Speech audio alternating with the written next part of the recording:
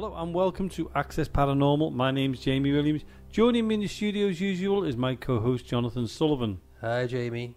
And tonight there's just the two of us. There's yeah, and I know it's been a long night and it's a bit late. Yeah.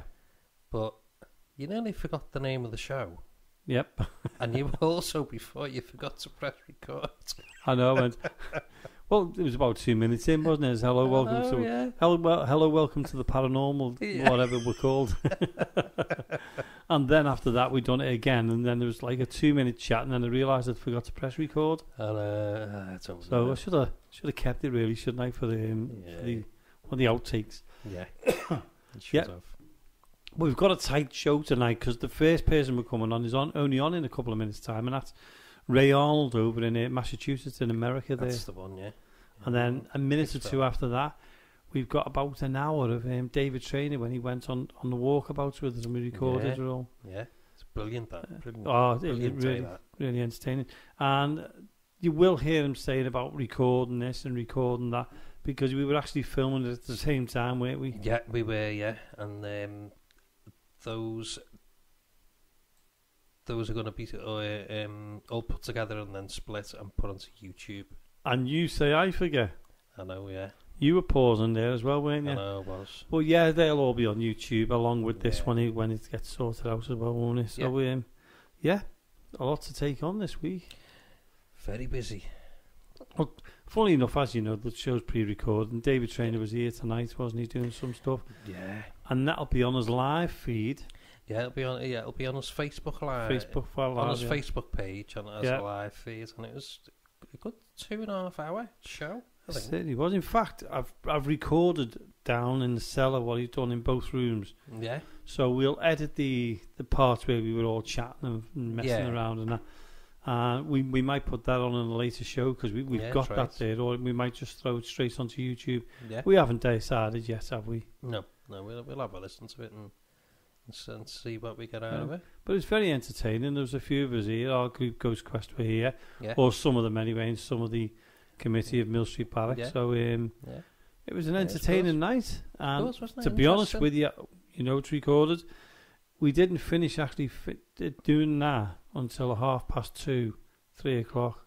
And then, well, I don't think David left till about, I think it was about 3:30, 4:45. Something like that, yeah. And then we ended up having to record this show. I know, yeah. So anyway, let's stop talking and let's get over to Massachusetts in America. You remember. And this is Ray Arnold, not Lee Arnold. Ray Arnold, and we've done an interview with him, and this is how it went.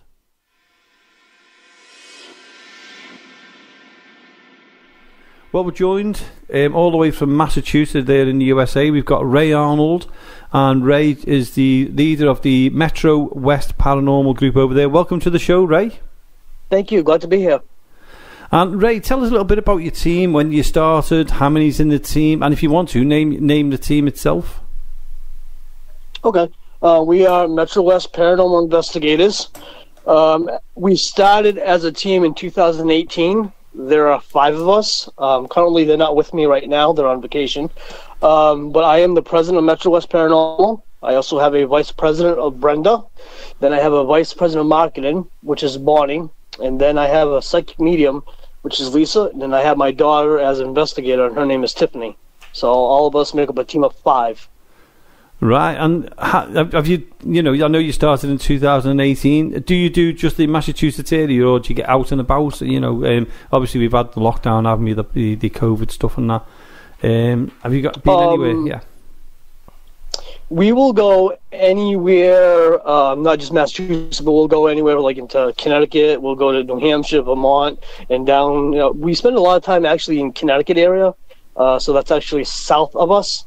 There's a lot of hot spots in the New England area, paranormal. So it's wherever we get leads or where we find interesting haunts. That's where we'll go. Right, and is that? I mean, there's 5 in your team, isn't it? Do you do? Sorry, Ray. Do you do public ones or do you do both public and private? Yes, we do. We will do public and private. Like I said, whoever calls us, this is where we're going to go. We actually do speaking events and stuff like that. Yeah. We're actually gearing up to do that. So, yeah. Right. And, I mean, the 5 people you've got, were they people who were local with you, or you got to know them, or did you just, like, advertise for them, or anything like that? Most of them I got to meet through events, or they just found me on my page, and I was looking for...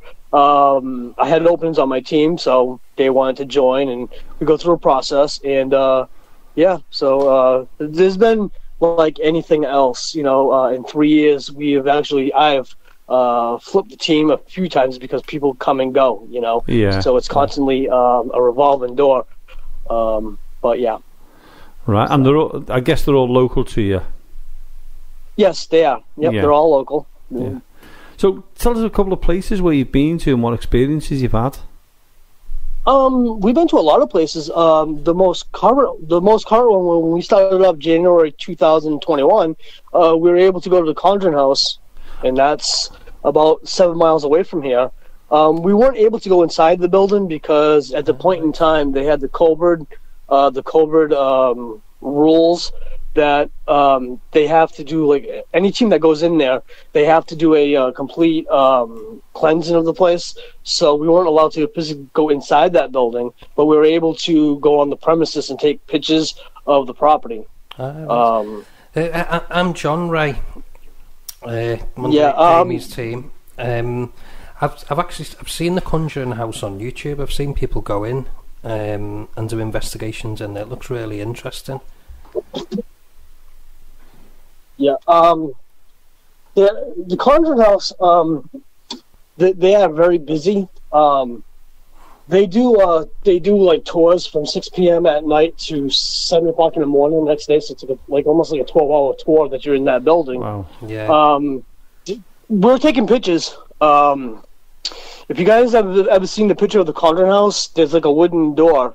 Yeah. We took pictures of me and my team there. When I get to the door and I took a picture, I kind of wasn't feeling good. I had a nasal infection, but I could feel presence on my back, like pushing me off the stoop.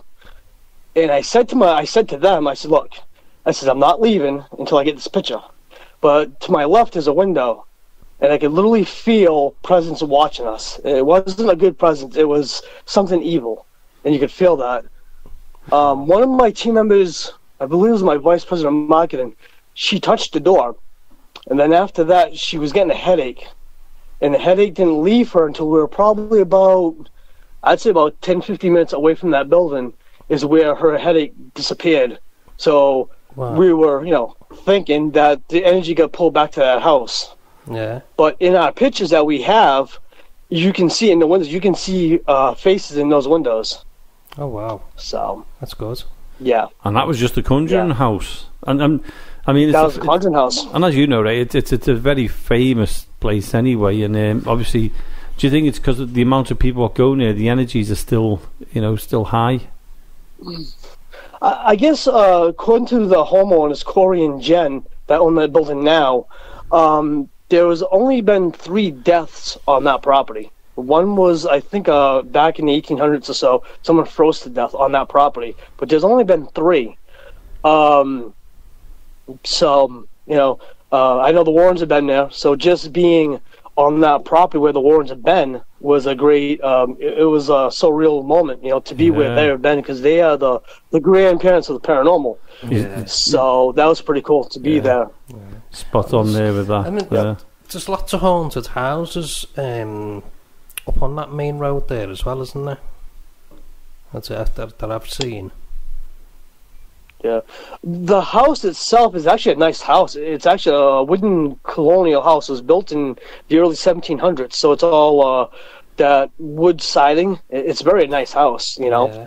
So, a spirit actually told them they always have stuff going on there, but a spirit told the owner that there were bodies in that property.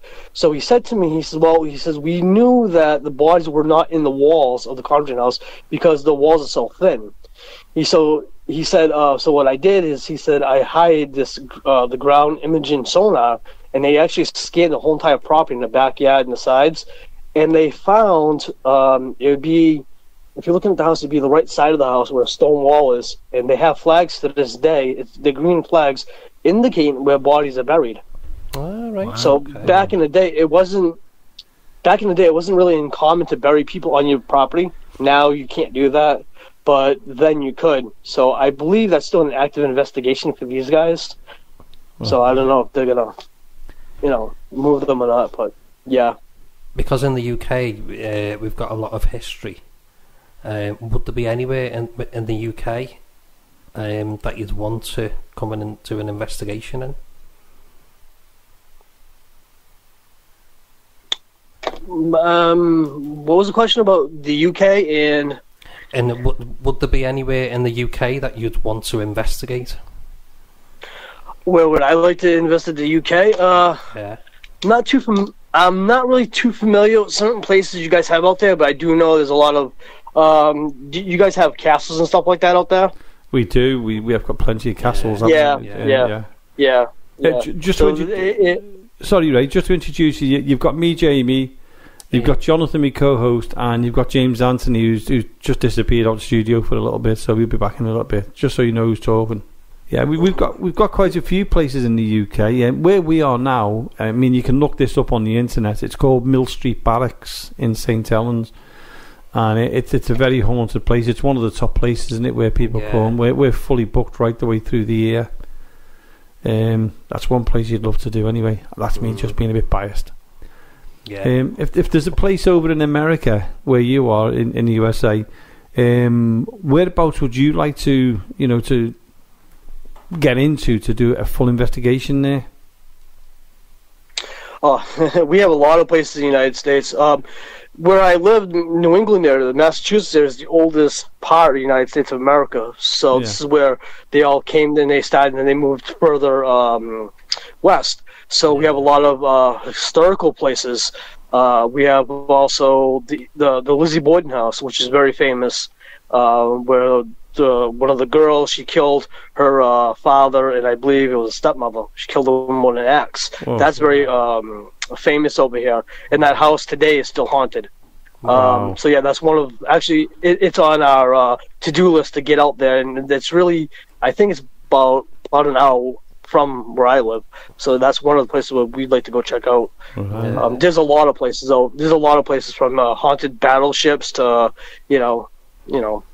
a lot of places. The places we want is Alcatraz, isn't it?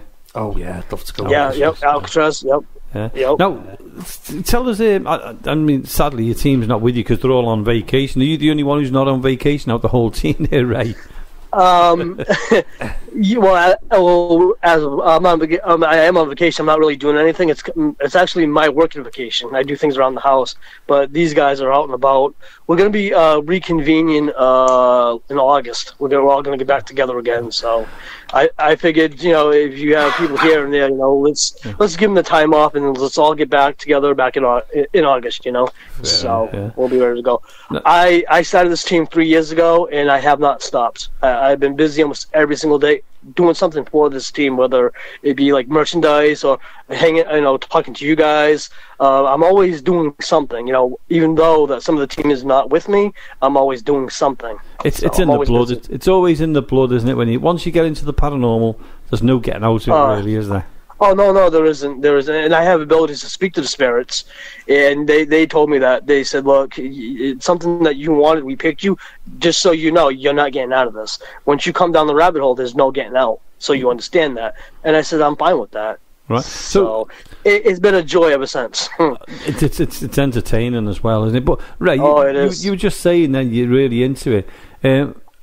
Are you a medium or a spirit medium, or do you just use equipment? What kind of equipment do you use anyway? I do have abilities. I can speak to them telepathically. I can use dowsing rods, pendulum. I can auto-write. They'll send pictures to me. When they send me pictures, it's like I'm looking, to put it in your perspective, it's like watching TV and then you have a picture-in-picture box. Well, that's kind of what I see, and my job is to try to describe everything in that picture to a T to the, as they would say, the humans. So, I mean, they can send me pictures here and there, and sometimes I don't know what it is or what it means. I'm like, okay, well, what does this mean? This makes no sense. But later on in the day, that it does make sense. So it's whatever, however they want to communicate. I mean, I have set up my house. I have my motion ball lights, and I have these blue lights that they go off. I mean, you can't put these things on, so the spirits control these. It's a way they can communicate. Another way they can communicate towards me. Wow. So that's a yes.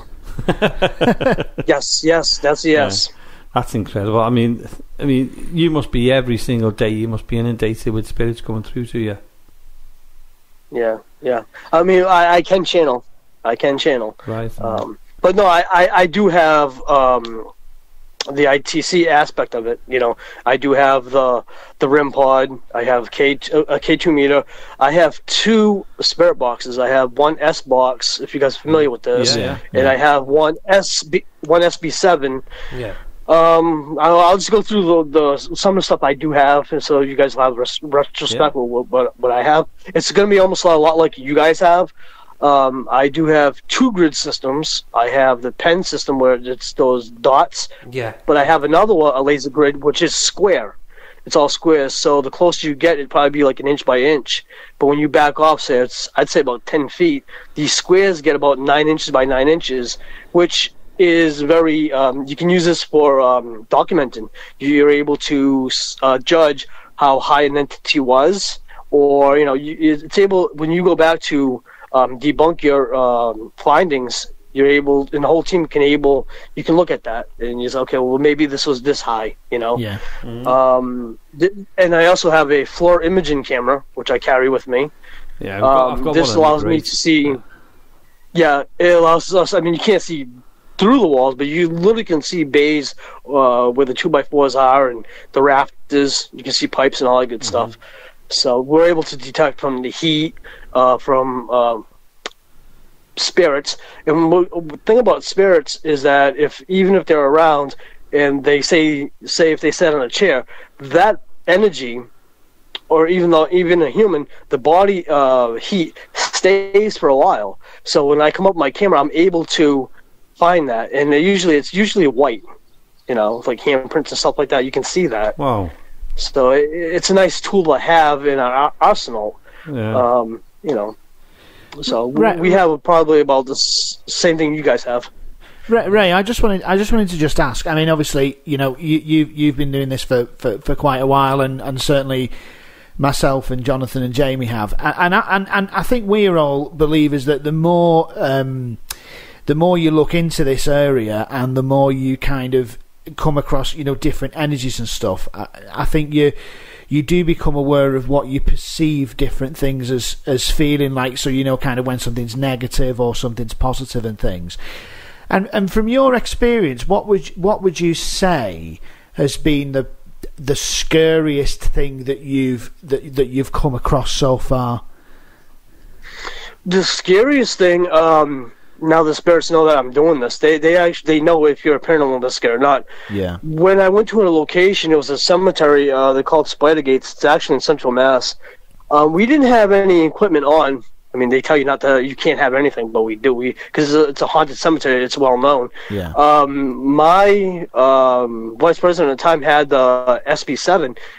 My name was called. My last name was called in the crop. There's like a circle of trees in the center of the cemetery. Mm-hmm. My name was called. A disembodied voice called my name, and I looked at my vice president. I said, "Is that on?" And she looked at me. She goes, "No, I haven't put that on yet." And we both looked at each other. Uh-oh. As we were about to leave, the right side of the cemetery, at this time the SB7 was on, and a big growl came over it, and it said, I'm the devil." Wow. I looked at her and I said, okay, you're the devil? Okay, well, I have sage. And it stopped. Yeah. So I don't know if they're trying to scare us out of there, but we did our close. We did the open prayers before we got there. We hurried up. We did our closing prayers because we decided it was time to get out of there. We didn't want to anger the spirits because you don't know what they're going to do. People have been attacked up there. You had jump-ins. So it is very wise for us to get out of there. Yeah, it's interesting, really, because I don't know whether this also applies to over in the States as well, but certainly in the UK, there's an old, and Jamie and Jonathan will know about this. There used to be an old folklore tale that the very first person that was buried in a newly consecrated graveyard would become the kind of guardian of that, to ward off evil spirits and things such as that. And not far from where we live in St Helens, which is just near Liverpool, there's a lot of very old graveyards. I mean, there's some of them hundreds and hundreds of years old, and they are quite creepy places. But I think kind of there's the visuals of them, because they've a lot of them are very overgrown and things like that. But certainly we've just done some kind of evening walks, haven't we, Jamie? Round some, and they are so atmospheric, aren't they? And I always think it's a really great story. I don't know whether you've ever heard that over in the USA about the first person being buried becoming the guardian of it, but it's certainly that people have said over here, like an old folk tale kind of thing. Yeah, we have a lot of old cemeteries over here as well. Yeah. The one that I was mentioning, that was very active. We did go to another one. It's also a famous cemetery too. It's the Dean Cemetery, and that was supposed to be 1700s area. You had a lot of those old stones and stuff like that. And there was folklore that went with that. Someone, I guess, got burnt in the street. There was just weird stuff that went on there. But when we went there, we had our gear and stuff, we didn't really get much, Yeah. So it doesn't happen all the time, And for a place that was very well talked about, we kind of was like scratching our heads, like, well, wait a minute, this place is supposed to be the cat's meow, and nothing's happening. We did get a few EVPs of spirits talking, but that was about it. Yeah. So when you go out, you don't always get everything. I mean, like I explained to, because I do a few other podcasts and I talk to other people, you can have all the best gear in the world. I mean, hundreds of dollars. This stuff does go for money. This floor camera is about $600. You can have the best of everything, and it still don't make a difference. The spirit's going to talk to you when they want to, or use the basic small things like ping pong, like the ping pong balls and flour. That's the most basic thing, and it doesn't cost anything. Yeah. The spirits will have more of a good time with that, and you're sitting with your REM pod and all your good stuff, and it's like, well, how come you guys don't make that go off? Yeah, it's always on their terms, isn't it? It's when they want to communicate with you. Really. Well, I always think as well, particularly with graveyards, that I think they're very calm place when you walk around, but if I died, I don't know whether I'd want to be hanging around a graveyard at 3 o'clock in the morning. We hang around them at 3 o'clock in the morning now. I'm alive. Yeah. Yeah. It was what's it called, the doubles hour between 1 a.m. and 3 a.m. You'll get the most activity. Yeah, absolutely. Yeah. That's probably because when everything calms down in between that time, doesn't it? So you've got more of a. I think isn't it most people die in them hours because it's when most people are asleep or something or other. I don't know. I think I've heard that before. Yeah, there's something to that. I don't know. Yeah. But I mean, I've gotten more. I mean, I've been at nighttime sometimes, but I've gotten most of my EVPs and my my stuff during the day. So. Right. What people don't understand is that spirits don't have a sense of time. There's no time in the spirit world. So to them, it's like, okay, well, we'll just do this. Yeah, it's true. I mean, I don't know whether people don't understand that. Yeah, I don't know whether you think the same as us, Ray. Is the only reason why we do it in the dark is because we can concentrate more, because there's so much going on in the daytime that can distract you from what you're doing. That nighttime's the best time because there's not as much out there. Yeah, it's quiet. It's quiet. Yeah, it's very quiet. Yeah. And Ray, it's very quiet. Yeah, we were talking before, and you mentioned that your own house is actually haunted. Would you like to elaborate on that at all? There is. There's roughly about 7 spirits here. One is my guardian angel. She's with me all the time, but there's others here that I do know. So, for the most part, they're very playful. They'll do things that you don't expect. But when they get upset, that it's a different feeling. The ear is a lot thicker. I can tell when they're here versus when they're not here. But I don't sleep well when they're angry with me. I don't sleep well at all. 'Cause I never know what they're going to do. You just don't know what they're going to do. Yeah, that's right. So Ray, what did get you into the paranormal in the first place? When I was younger, I was about 13 or 14. Ed and Lorena Warren at the time, they were going around to local libraries and they were doing speeches. And my friend said, "Well, do you want to come with me and sit in?" And I said, "Okay." So I met Ed and Lorena Warren back in the 1990s. Oh wow! And at the time, I was young. I really didn't know who they kind of were. I was a young guy. Yeah. But they were nice people. But it wasn't until after the fact, when they were gone, that you started watching the Unsolved Mysteries. You started seeing the Conjuring House, the Amityville Horror House, different things, and you're like, "Wow, I've actually met these guys." Oh, you lucky man. Very recently, we paid tribute to the Warrens' grave. We actually went there, and I have pictures on my website of Ed and Lorena's grave. That's out in Connecticut, where they're buried. Wow. I didn't know at the time, but we were probably about 1.5 miles away from their house, where the Annabelle doll is and the museum was. We were that close, and it was like, wow. Yeah. It's a place I'd like to visit. Yeah. To be honest with you, I've always ever wanted to meet him, and sadly that's not going to happen now, because sadly they both passed over. What a privilege you've had there to actually meet Ed and Lorraine Warren. Definitely, yeah. That paranormal team, the group, the society that they started, is still running to this day. They started that in the 50s, I believe. That is still running down in Connecticut to this day. I think it's the New England Society of Paranormal institution or something, but that's still running to this day. They still do investigations. So, right. And could you tell us a little bit about your team? I know you've got your vice presidents and your presidents and everything else, and what they bring to the group. What they do for the team. My vice president Brenda, she does have abilities. She's able to get in there and sense, spirits if there's an uneasy feeling or so. She can pick that up as well. Also, I have a psychic medium on my team, which she's very good. She has an 80% rate. She's very good. She really is. Wow. And then there's 2 other members that are just regular investigators, which they learn as they go. But Right. But my psychic, which is very amazing, is that I do telepathically with the spirits. But when I was first meeting, her name is Lisa. When I first started meeting her, we were going through my house, and she's picking out different spirits that are here. I asked her a question, because she was saying I live by mills, and she was saying a little boy got killed. I don't know if he was working in the mill or not, but I asked her a question. It was in my mind. I asked her that, and she wasn't looking at me. And she asked me, she said, "Well, Ray, did you say that out loud?" And I'm like, "No, I didn't."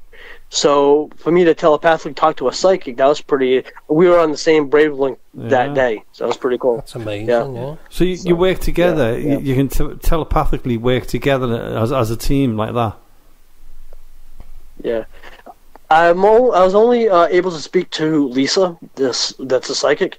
Not so much Brenda or the other ones. I can't really. Not of yet. But and how? So when I you don't. I just do it. Automatically. I mean, I'll just say things. And for her to pick that up, that was amazing. Wow. And how often do you go out, Ray? When you. I mean, obviously the scene's on big. How often do you go out on investigations? Most of the time, I go by myself. I'll take out my bag and I just go, whether it be EVPs in graveyards or certain other places. So I more or less will go out scouting. But I do a lot of EVP sessions myself. And I mean, to me that's madness. I've been in this building on my own, and that was enough for me. But when you get to these places and you're on your own, do you ever, just like you said, you do your EVPs now? Do you ever get to the point where you don't want to stay there? Oh yeah. There's a place not too far away that is supposed to be a demon in the woods, and I went out there at nighttime and I couldn't see anything. So I'm having my K2 meter set up. I'm setting up my my SB7, and as I'm setting this up, I'd say about 50 feet, or actually a little longer, maybe 100 feet ahead of me, something got thrown, like a big huge block of concrete got thrown in the woods, and I couldn't see anything. That scared me a little. That got my hairs to stand on my arms, and I'm saying to myself, do I still want to stay here anymore? And I did, because I wanted to get some EVP sessions going, but my knees were a little shaking that day. After that wrapped up, I said to myself, never again will I go by myself, never again. I don't know if he was trying to make himself known that he was there, but yeah, I was a little like, yeah, okay, maybe I should get the team for this one. Yeah. So there's certain things I get myself into. I'm like, yeah, that's not a good thing. I think I would have gone there. As soon as that piece of wood would have been thrown, I would have been gone out of there. No, I don't know whether you watched a lot of YouTube. I'm not allowed to watch any of this is from the spirit side, because she's the one that she says, look, you want to be in the paranormal, I'm going to teach you my way. I mean, there's no better way to be taught than a spirit, right? So she's one of my rules is that you are not allowed to watch any of that junk on TV. Because she calls it Hollywood. It's not real. So I'm like, okay, so I cannot watch anything on TV. Now, documentaries on YouTube, I can watch that as long as they're teaching you something. But most of that stuff out there has been faked for ratings and stuff. I'm not allowed to watch that. Right. Because there's one I watch. Because we don't have that. I don't know about you guys, but when I go investigating, we don't have this funky music in the background. You know, we don't have all that, we don't have that stuff. It's all real stuff. Yeah. And what people don't, most people that see our investigations probably get kind of bored, because it's not really, you don't have people screaming, oh, what was that? We don't do that. And we go in there for the scientific approach of the paranormal research. That's what we're doing. So I can see maybe in their eyes it could be boring. It's not like Hollywood, where you have this music that's amped up, and then you have photoshopped like a Grim Reaper running at you. You don't have that, you know. And maybe the most you'll probably get is orbs coming at you. I mean, I get orbs here all the time, and I try to capture it on video, and that's impressive, But as far as a true apparition, that usually doesn't happen all the time. I was going to say, I'll avoid the YouTube conversation then, because obviously you don't watch it. But what I was going to say is, what's the most frightening thing that's ever happened to you? Have you ever caught an apparition yourself, or seen an apparition? Yes, I've seen an apparition up in my attic. That was actually my guardian angel. I seen her. She was gray. She was well defined, but she didn't. She was smiling. She didn't say anything. She just looked. So it was it seemed like it lasted forever. It really did. But it may have been about 5 minutes. But yeah, she was very well defined. Right. The energy, it was cold. You could feel there was a presence there, and all I could do was watch her. That's all I could do. I was at a distance. I was probably about she was by the window. I was probably by my stairs, but I just sat there and I was watching her. I mean, I've got to ask you: do you actually live on your own, or have you got a family who sees the same? No, I live. I have a family. Yeah. My wife and my daughter, they have experienced things here, by themselves, and they'll say to me, well, this happened. I'm like, yeah, that's what she does to me. So they are very conscious of what's here, and there's nothing evil here. And they usually say, don't they, sometimes when the likes of yourself, who's got all this gift, it can pass on to one of the family, which could be your daughter, so your daughter could be the next Ray Arnold, or... Right. Yeah, she's actually ran. She comes to me when she can on investigations. She took to the SB7 fast. She actually came into the team being a skeptic, actually. Yeah, and it wasn't until when she was with me, I had my SB7. Well, I shut it off and I put it in my pocket. We went to going by this one gravestone, and my SB7 went on by itself, and you could sight hear the spirit. My daughter looked at me and said, you didn't put that on, and it's going off. Now, if anybody knows an SB7, it's kind of tough to put this thing on. You just don't. It doesn't go on by itself. So after that, she started believing into the paranormal. So to this day, this would be the first thing that she actually has in her bag is the SB7, and she'll go off with. When you're out and about, and you go out for the day out, or you're going out for the driving, do you always look for places to investigate, or are you out and about looking for things all the time? Most of the places that I find, we either research it, because there's a lot of places, so we'll research it, and we'll just pick which one as a team where we want to go, and we go and we investigate it. Even though other paranormal teams could investigate that, some teams, they don't like doing it because they think they're rehashing it, but you can get different results, different tools that you use. So that's what we do. But yeah, that, or it could come as leads. We had last year someone called me frantic that their place was haunted, going after the kids. So we did that. We went there, we investigated it, we did a house blessing, and to this day, it's been fine. The kids have not been touched, so that's that's good. When you can go in as a paranormal team and help a family out, that's pretty cool. We thought we were going to have to go back to this place the second time, but we didn't have to. If I had to, I probably would have had, because I do have, all paranormal teams, we have our resources that we can reach out to higher planes. So I do have a demonologist that I can call. He's a priest. So I think he would have been my second call. If I had to go back there again, I probably would have called him to go down there. Right. So and he actually worked, in his younger days, he worked on the Amityville Horror House. He actually did that with the Warrens. Yeah. So he's very credible. So it's nice to know I have him, so to speak, in my back pocket. If I have to call him, I will. But if I do call him, it's going to be very, very, it's beyond my capabilities. Sometimes you got to sit back and say, okay, let's let the demonologist take care of this, Yeah. But what advice would you give to anyone who wants to start their own paranormal group? And also, if how can people get in touch with you over in America, to join in with your team, or are you like a closed team? Oh yeah, we always have openings on our team, whether it's going to be local with us or they can do, which I call an extension team. They could be in Texas as long, if they want to go by themselves. They have access to our page, and they can put their information on our page to let the followers know what they're doing. So it kind of works out great. My advice for anybody that wants to get into it, go ahead, do it. You don't need the most expensive gear. It helps, but you don't have to start out that way. When I started this, I started with 1,000 rods, and I started my pendulum, and that's what I started with. And then as you start digging deeper and deeper into the paranormal, you get more and more equipment, and you educate yourself on all this stuff. Yeah. There's a lot more I want to get, but the price tags to it too. But yeah, so I encourage people to get into it. It's definitely a more open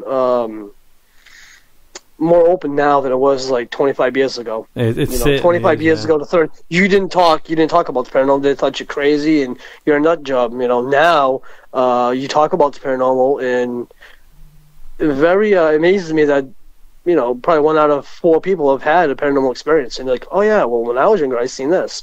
So it's more common now to talk about it, and now you have all these shows, which I think it's good for the entertainment, but there's a lot of Hollywood stuff. Oh, definitely, and you're right about what you're just saying. Things. Yeah. Every place that I went to, even this haunted house that I went to, was confirmed haunted. We didn't have chairs getting dragged across the floor. It can happen. It does happen. But not in 30 minutes. You're watching TV 30 minutes, this chair goes whipping across the wall, and then you got refrigerators lifted. That does not happen that quick. Well, it's edited, isn't it? It's got to be edited for the 30 minutes. That could have been done over days. But I'm grateful for the TV programs, because if it wasn't for the likes of the TV programs, the likes of me and yourself and other groups out there, I think we wouldn't be here today without them. Yeah, I think it really opened up the minds of people watching the paranormal. Definitely. It does. I'm not going to disprove that things, poltergeists, they do happen. They really do.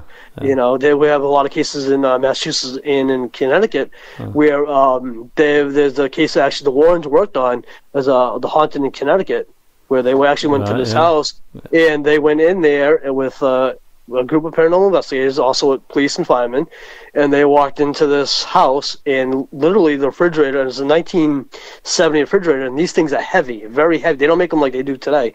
It literally came up off the floor about a foot, and it came back down on the floor, and the cops and the firemen looked at each other, and one of the cops ran into his cruiser. They couldn't get him out. He wouldn't get out of the car. He was that scared.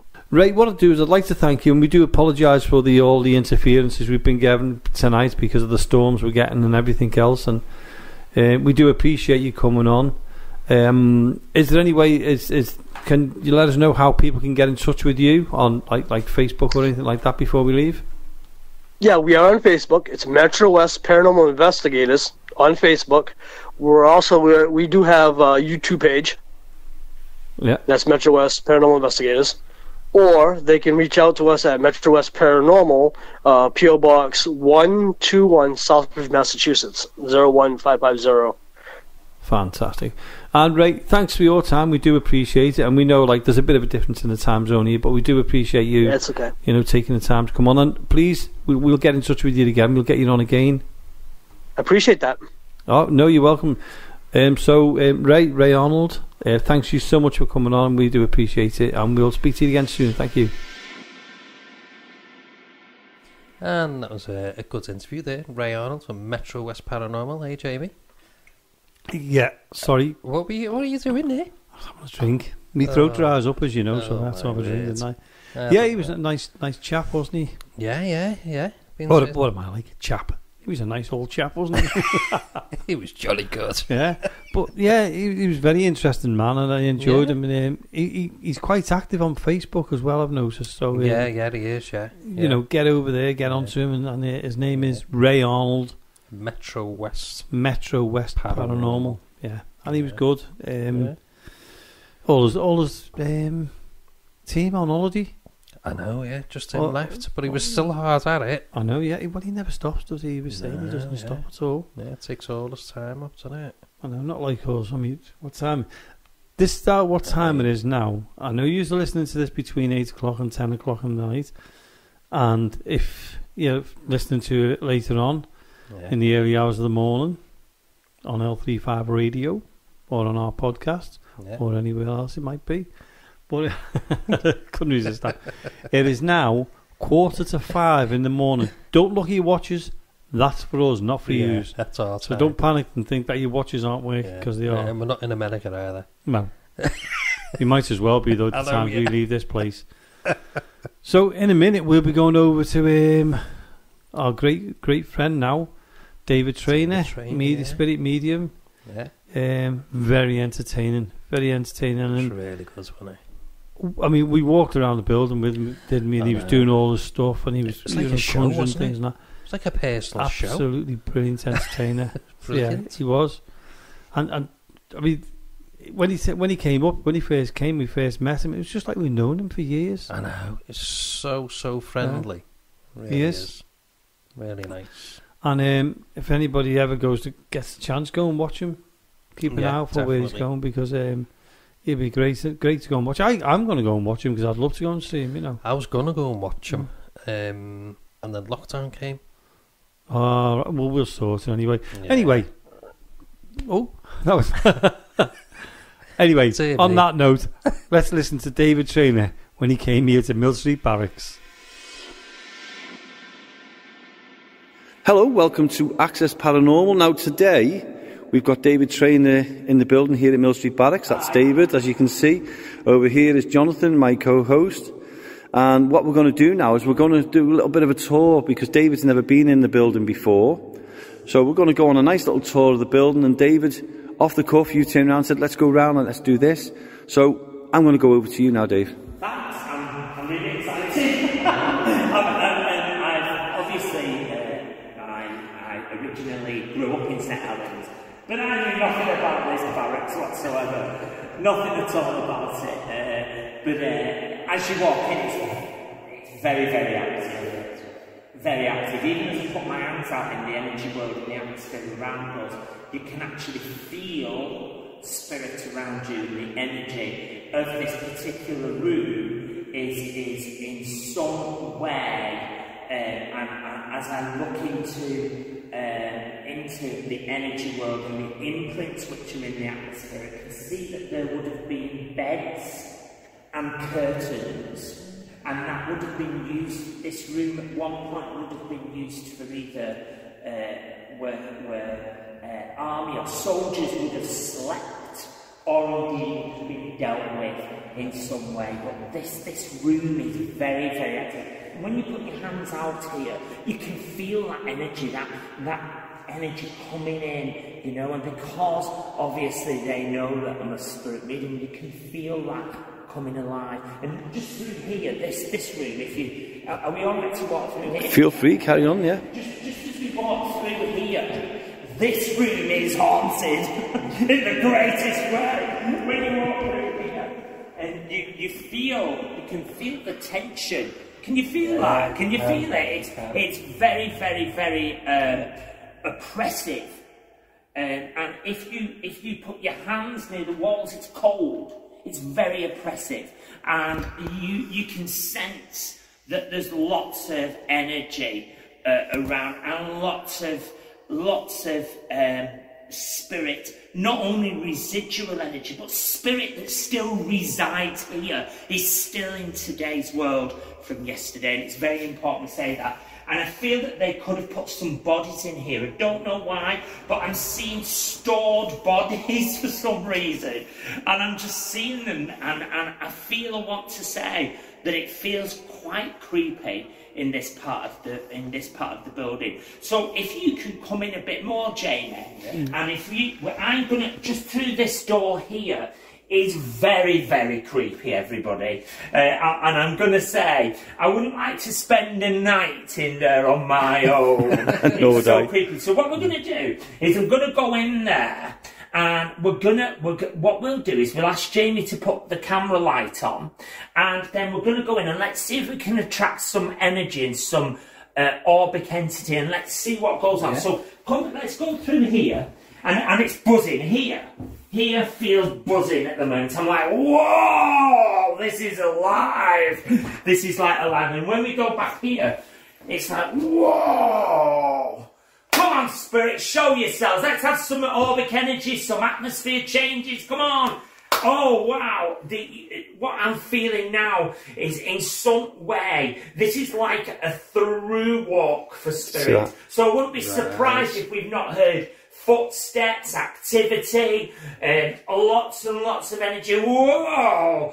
And I'm actually feeling creeped out. There's just a gentleman putting his face on the cupboard there, as well as a massive orb just flew by me there. Just seen it go past. I'm also got an amazing sense of a gentleman coming forward. I'm Jack. Hiya. You alright, lads? I'm Jack. And this man's a fun-loving man. Really energyful. So Jack, oh, hello. And there's another gentleman there. I'm Tommy. All right, Tom, hello. So we're joined with two entities, Tom and Jack. We'll draw their faces in a minute. And it's really crazy. If you want to come in a little bit further, if you can come a bit further, Graham. Jamie, I do apologise. I'm rubbish with names. I'm just feeling. Come on, spirit, come on, show yourselves. Let's show yourselves. I'm going to walk down here, guys, and you should be able to see a little bit more energy passing by us. Come on, spirit. Wow, just loads of spirit light there as well. Come on, spirit, show yourselves.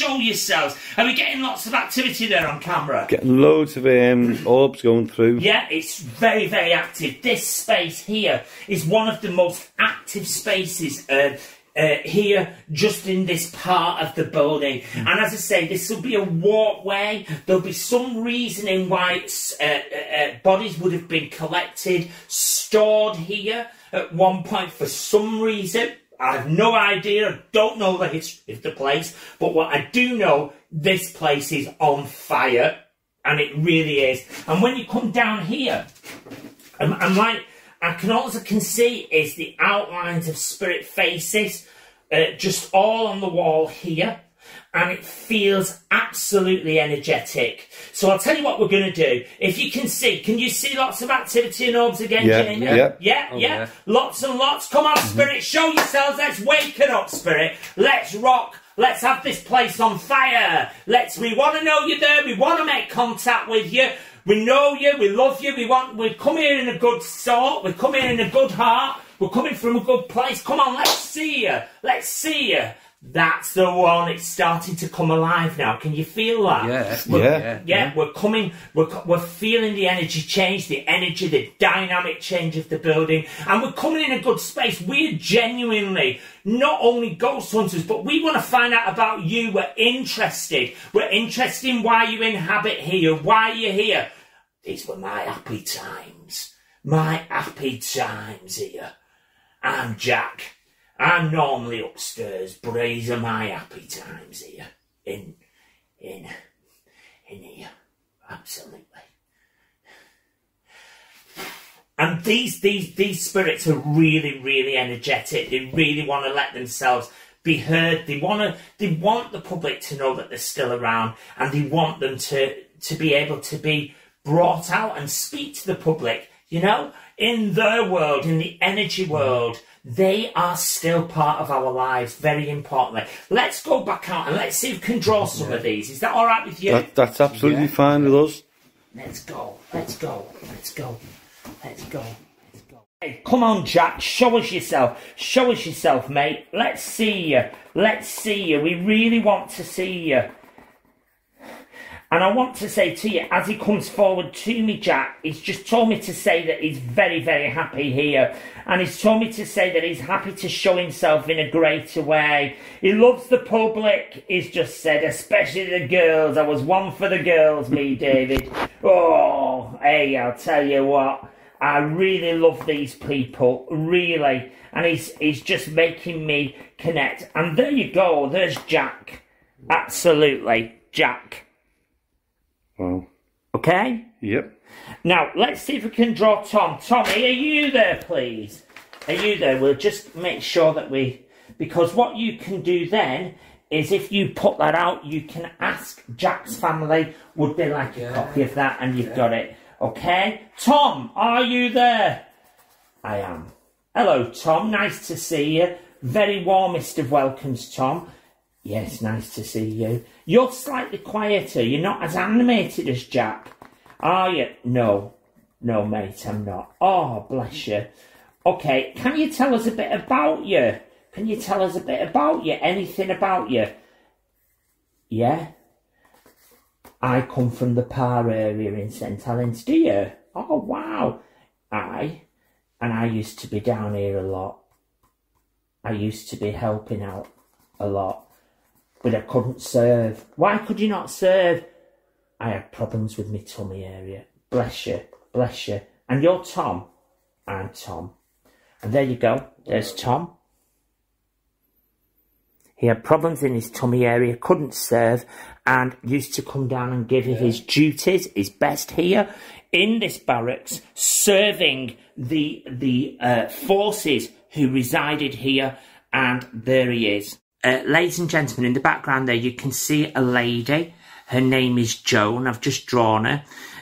Orbs are flying from her at the moment. And that's just because she's a non-physical, moving into a physical's atmosphere.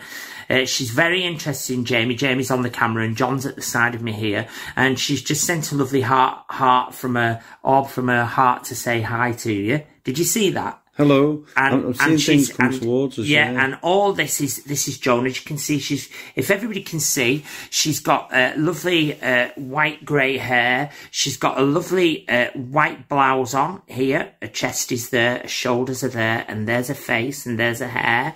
And she's very, very, very close here. And she tells me that she used to help here as well, out here at times. She'd be doing care and nursing and taking to, and her name is Joan. And if you can see now, everybody, the orbs are coming forward, they're flying forward quite a lot. You can see just how active this room is in Mill Street Barracks here. And Joan's bringing about lots and lots of activity in this room. And this room, actually, Joan's showing me, at one time would have stored some bodies, but Joan makes me feel she used to come down and help feed or help the troops at some time. Very good attendant, a very good soul. And I've just asked Joan, what's her business here? Why did she come here? And she just said, like, another guy who came forward said, this is where his life was. This is in the war effort, in the war years. This is where his life was. Because all his friends were here, and they were like a family who came along, not literally a family, but just a family who came along and wanted to be around. But you can see with the orbic activity there, how much Joan is wanting to come forward and say hi. You can see that, can't you? Yeah. I can see all the light bulbs, yeah. Yeah, and all that is Joan just coming forward. She's just letting you know she's been here with Jack. She's fed up with Jack pinching her bum. She's just said, cheeky monkey pinches me bum. She's just said, he drives me mad. And of course, Joan is one of the spirits who resides here. And as you can see, there you go, lots and lots of orbic energy coming out through Joan there. And as I say, that's just because she is a non-physical in a physical's atmosphere. So in this room leads down into the underpart here. And I'm going to say to you, it feels absolutely negative in this room. And it did in the other room as well. There's obviously lots and lots of compacted negative energy in that room. But also, I've just used the obvious here in this room. And the energy has told me to get out. So I want to know, if you're there, spirit, come on, show yourselves. Show yourselves on the wall. We come in good, we come in respect. Can you come forward and let's see you, spirit? Can you come forward? Have we seen some energy, guys? Have we seen some energy come forward? Can you show yourselves on the wall? Maybe some outlines, spirit. Can you show yourselves on the wall and show us some outlines? And tell us, is this a negative place? And I'm feeling, I can see, there's lots and lots of spirit burning up behind me on the wall behind me. Can you see that, guys? Can you see that, John? Yeah, it was just to your right. Yeah, I can just feel them here coming around and closing in. And obviously this has been some sort of social room, meeting room, some sort of changing facility. But there's indeed a lot of negativity, a lot of sadness in this room. And it feels quite, I'm going to say quite, almost, I feel I'm going to say to you, almost bridging on evil.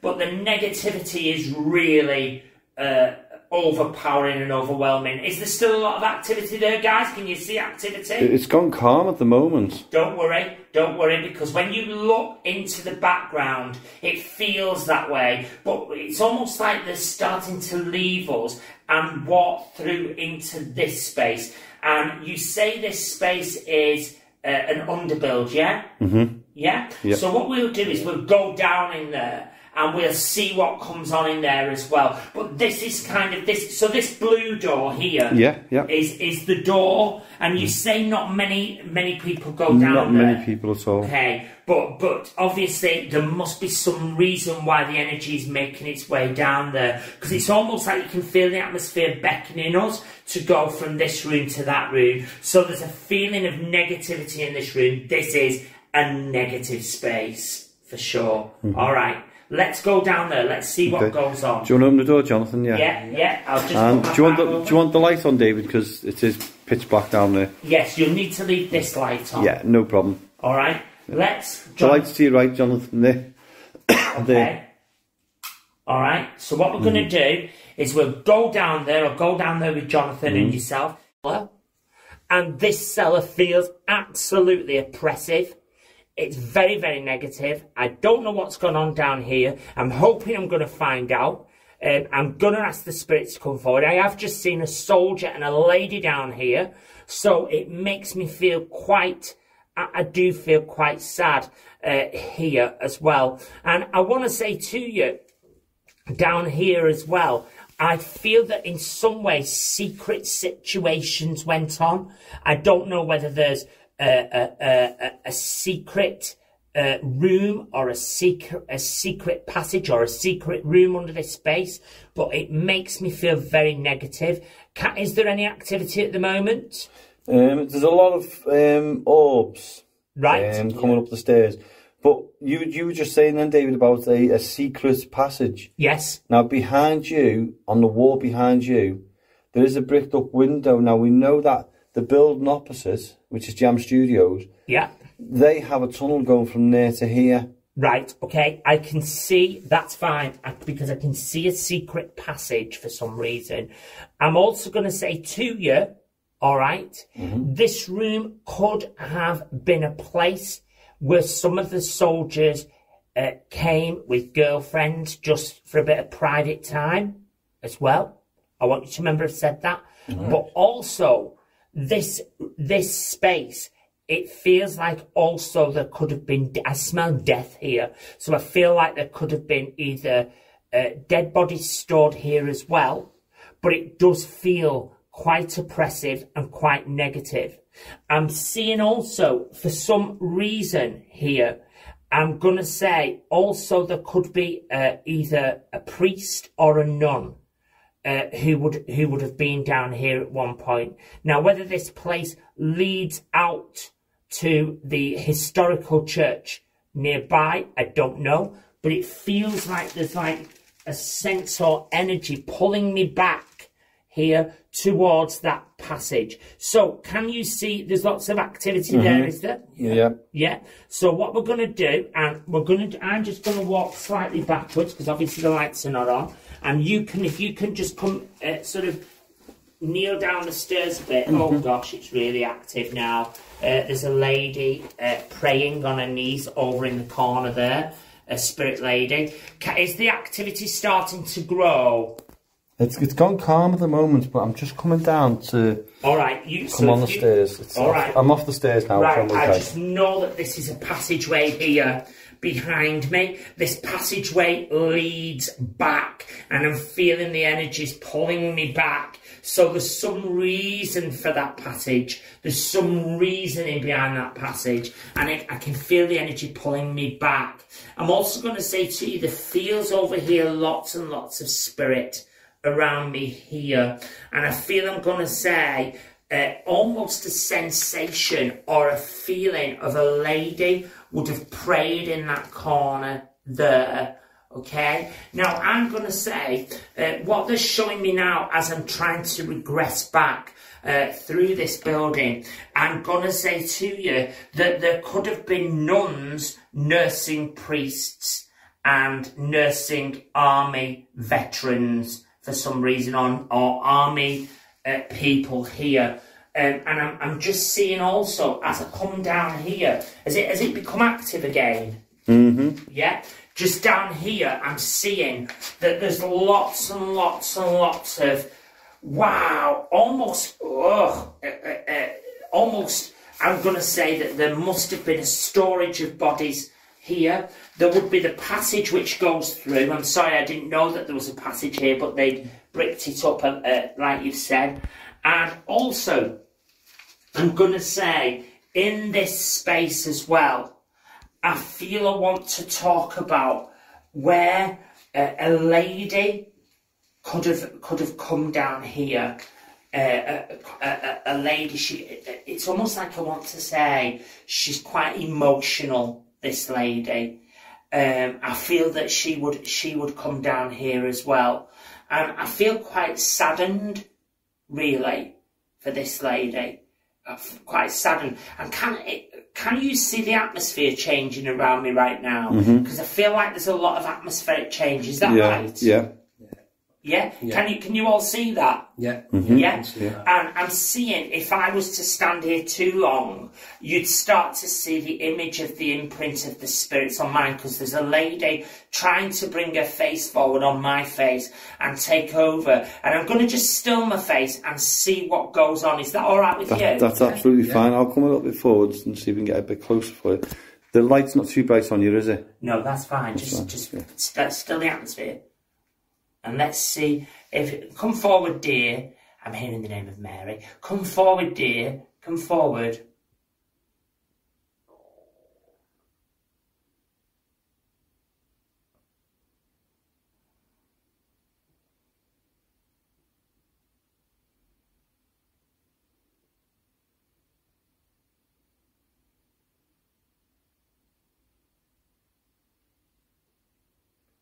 Very, very, very, very close, that lady here. Have you had her through here when you've done your investigation? We've had a female in this room. We've picked up on a female. Have you? Yeah. Has she named herself, that lady? There feels like to me that there is either a nun or some... There's lots of activity, but there's also a nurse who connects here as well. Who is here? I'm seeing as well as I look into the atmosphere as well. There's like a thin lady with brown hair, just brushed up. This lady, and she's shouting out.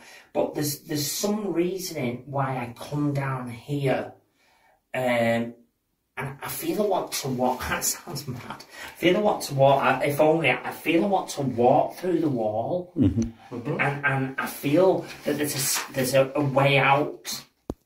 A sneaky way out. That's what I want to say, and a way out for people to go out and have their times, and come back unnoticed. Would you remember I said that? Yeah. Yeah. And just down here, I'm just seeing, I still feel there's a spirit who is praying, a lady who is praying here for some reason, on her knees and praying. Now, I feel she could be a nun, okay? So what I would like to do is, if you can pan over to that wall and just hold it on that wall, and what I want to see, I'm going to come over to behind the camera so we can see, and if you can just hold it and just keep it there a second. What we're seeing now is that apparition of that lady, and the orbic entity, what you're witnessing there, is because, again, she's a non-physical coming into a physical's atmosphere, and this is her private time where she comes to God and where she comes to worship, okay? Now, if we can pan over into the corner over there, you'll see there, that just stop there, that's it. There, stop there. You'll see not the rubbish on the floor, but on the wall there, just there, that wall has been a place where they have actually stored some bodies on a rack or on a shelf there. This, you can feel the coldness of the atmosphere. Yeah? This is to keep them fresh, okay, before. And also this lady is praying to bless these people. Before they're buried, okay? And we're just seeing, you can see the entity, you can see that, can you? Now go over to the fireplace there, and you can see the fireplace there, and just, there you go. And through the fireplace there, on the other side, I want to say that the auric, it's really overshadowing here, but the auric entity, the entity which is coming forward, sorry, not the auric, the energy of the orbs, the orbic activity, it feels like there should be another space behind here, or another room. We think on the other, there's a classroom, as you come up the stairs there's a classroom. We think there's another cellar on that side, under the classroom. I just don't like that. I feel it's very negative. I don't know what's gone on there, but it feels very negative. All right, but this is why there's a lot of activity there, because here there would have been some shelves, and there would have been some tin shelves and some bodies stored there. Here would be where a lady would pray, and I can feel and sense the energy Can you see the orbic activity? Yeah. Is there a lot of it? Quite often, there's quite a bit, and then all of a sudden it just stops again. That's all right. That's just because they're moving around. They're just letting you know they're there. But I just feel like this is my sneaky way out for some reason. Yeah. My sneaky way out. My sneaky way into another space. You know? But I'm also going to say to you here, if you were to conduct an Ouija board here, you would get a lot of activity and a lot of people coming forward here. Will you remember I said that? Yeah. It feels really good. So, who would be the name of Anne? I don't know. And the name of Alice? Alice. Remember what I said, will you? And then Alice, you can check. You can. What you will do is, if you check when you do your Ouija board, you can check that is correct. But it feels very oppressive. What I'd like to say, David, while you were talking a minute or two ago, in the corner of my right eye, I actually saw a pure white light move from the left to the right, as if it was going towards the stairs. But it was just in me prolific. Me calling me eye. I can't say the word. The prolific. Yeah. You see, what happens is as well, what spirit, we normally see spirit activity at the sides, okay, and we see that, and it becomes, it actually really can be quite fast, because spirits move, I don't know, at some pace, you know. There's a lot of activity in the atmosphere here. Yeah. Here, can you see that? Yeah. Yeah? There's like a feeling. I'm going to go a little bit further back. This will be the place where you would get a great result with an Ouija board. A white orb has just come up from your right, my left, and it come out where your coat is, and shot to your right, and shot across to your left. It went over to there. Absolutely. That wall, it's moved away, you see. Yeah. That's an entity, that's a spirit moved away out of my way a minute, because I've moved into their path. Can you get that? Yeah. And what's going on is, in this place, this room is extreme, what we call extreme activity.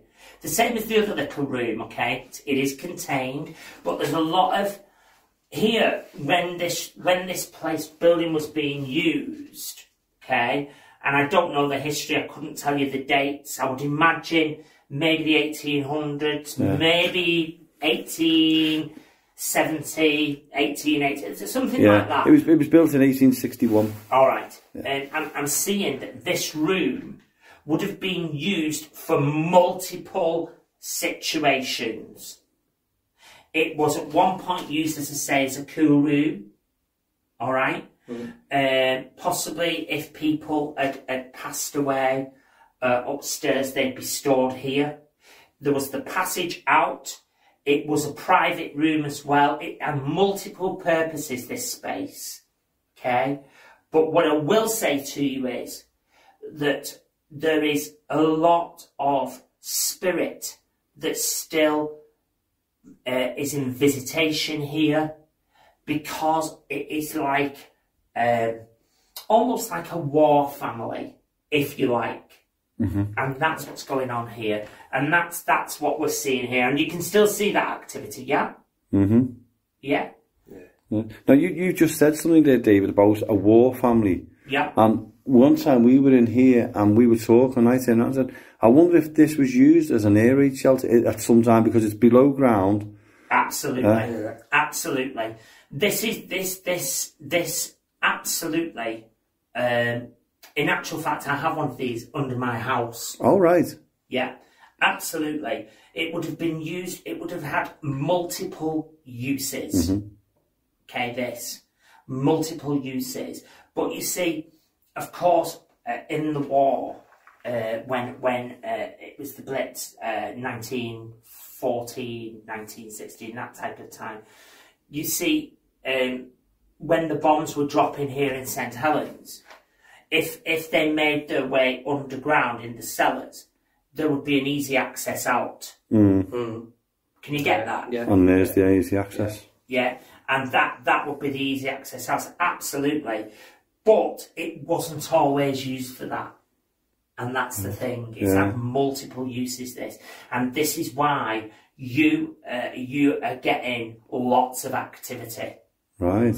You see, because lots have gone on. There's more gone on this. I would love to have been a camera on what's gone on, because there's been a lot gone on in here. A lot, you know. People are people. Yeah. And there's just a massive apparition just come down at the side of you there. I'll just try and span round and see. Massive apparition just come down of you.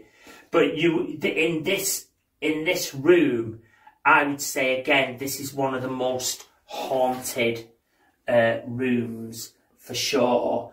And it would be very interesting to go in the other building and come down the passage, because I think you'll find it will be amazing. It really will. But it's a beautiful, shall I say, not a beautiful space, but a beautiful spot for paranormal investigation. Yeah, definitely. Because it's got all the dynamics. The atmosphere's correct. It's not too warm. You can see with the atmosphere and the energy and the auric activity, can't you? Yeah. Yeah. And I'll tell you what I keep feeling.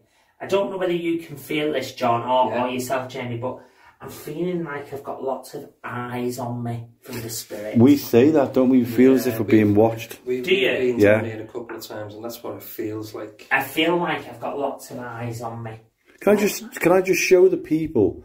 I'll just turn the lights off for a minute, because I mean, what they're doing is seeing it with the lights off.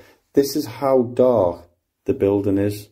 This is the room we're in now, and I'll just spin round just so I can show them a little bit of light up the stairs. You're not even getting the light up the stairs, are you? That's how dark the room is. So what I'm going to do is I'm going to put the light back on. Wow. And there we go. And it's pitch. Yeah. As I've said, you know, you can see that this is full of activity. You don't need anything fancy. It's obvious, isn't it? Yeah. But it's such an exciting space. But I can actually, it's really crazy. When I take my mind back, when I regress back here, I've just gone freezing cold all of a sudden. I'm fine. I'm absolutely fine.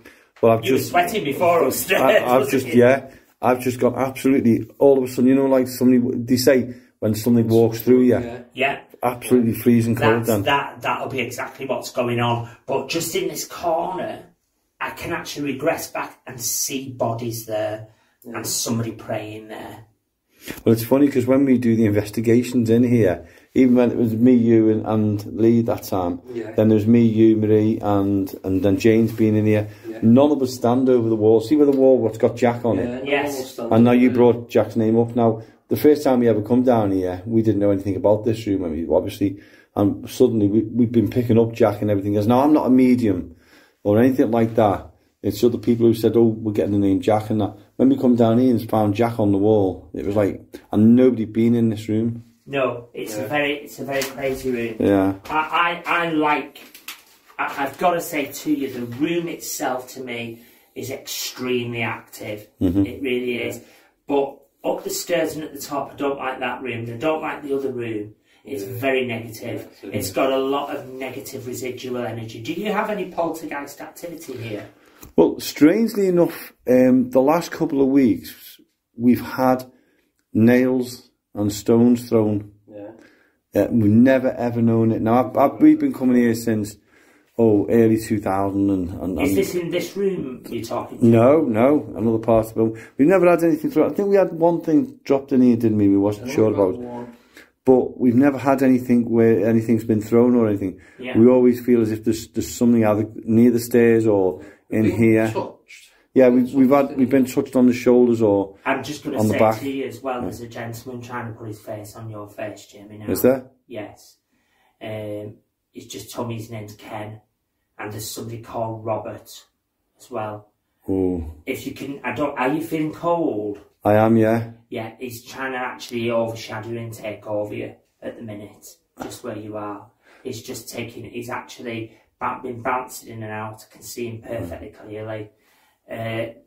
Really bouncing in and out around you. That's touched me quite a bit. That, and the reason why I'm going to say that for you, I'll let you carry on for a couple of minutes, and then I'm going to tell you a reason why. I'm just seeing the man trying to overshadow you, take over you. There's quite a few people. Are you feeling more energy here now? I'm feeling quite relaxed, to be honest with you. Good. That's important, because we mustn't, when we go on these missions, we're never frightened. We've got to feel that we're empowered, because we've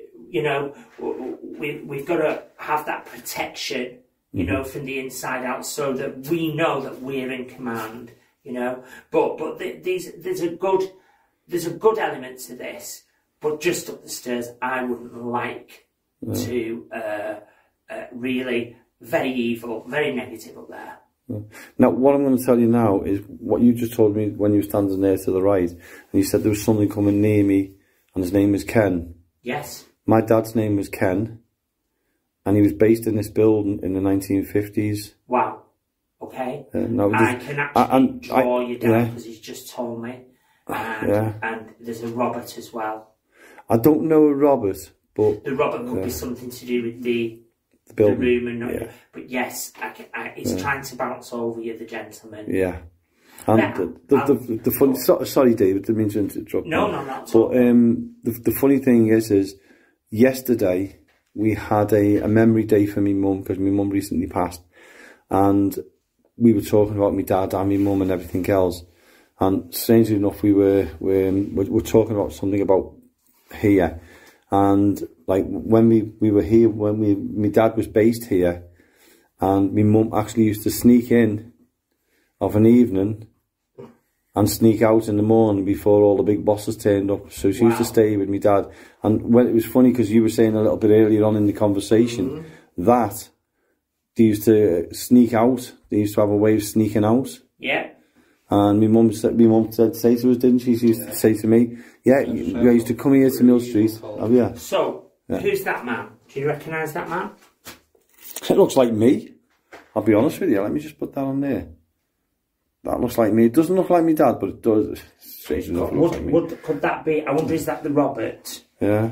Actually, yes. And just for people, it does look like me, but in a cartoon character. Now, if you put that picture up again, David, in a minute, of Robert, and then I'll do a quick, I don't know whether it'll work if I can do a quick flick, to do like a selfie picture thing and see if it works. So you're just drawing now, aren't you?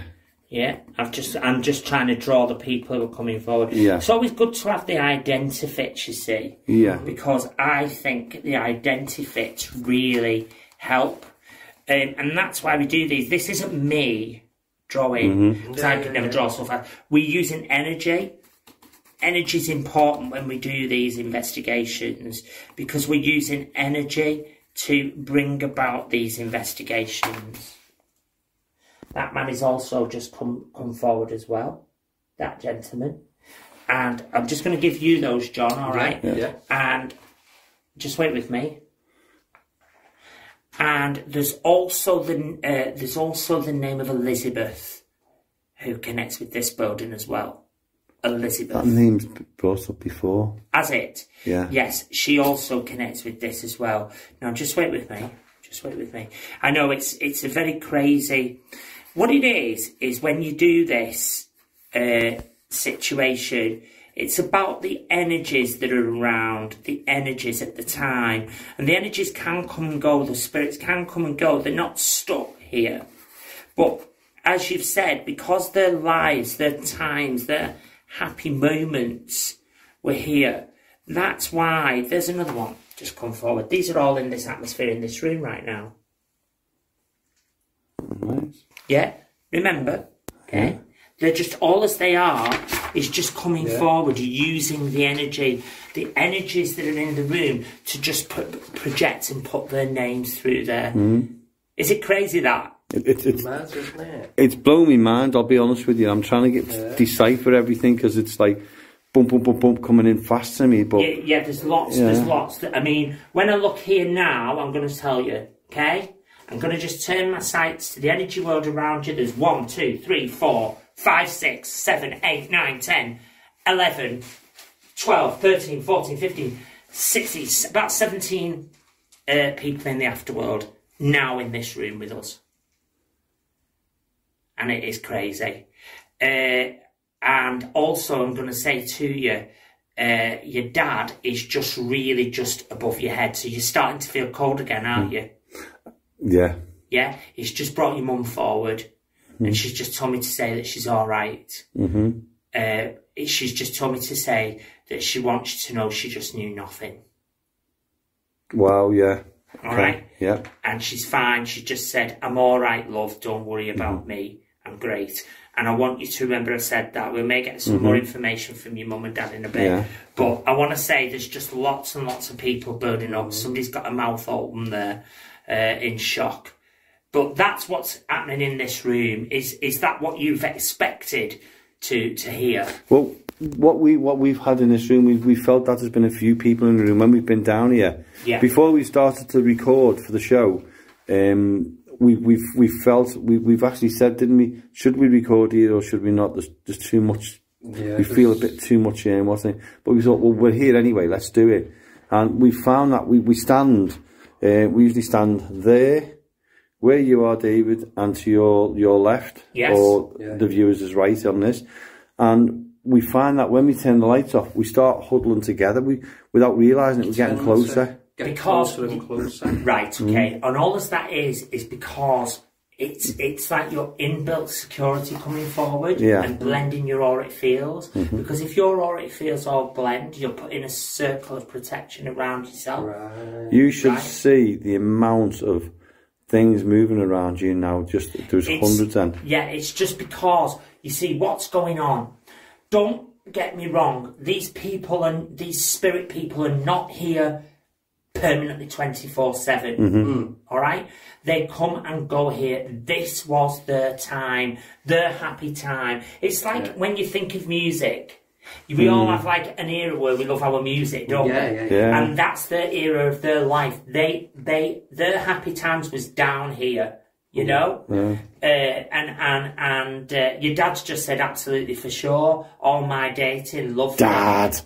He just said, loved it. He's just said, all right, son, you all right, La, he's just said, and he's just happy, and he's just put a thumb up like that. He's just told me now, and this feels incredibly what's going on, and that's why you'll get a lot of activity. And you see, if you huddle together, what will be happening is your auric fields will all blend. All right? So you're fortifying yourselves from the inside out, just instinctively. You see, and then what's going on is those spirits are thinking, whoa, they're not frightened, we'll come and show ourselves. And that's why you're getting lots of energy, lots of activity. There's a May just come forward now. It's just, and a Lillian. So these will be people who will connect, okay? Will you remember I said that?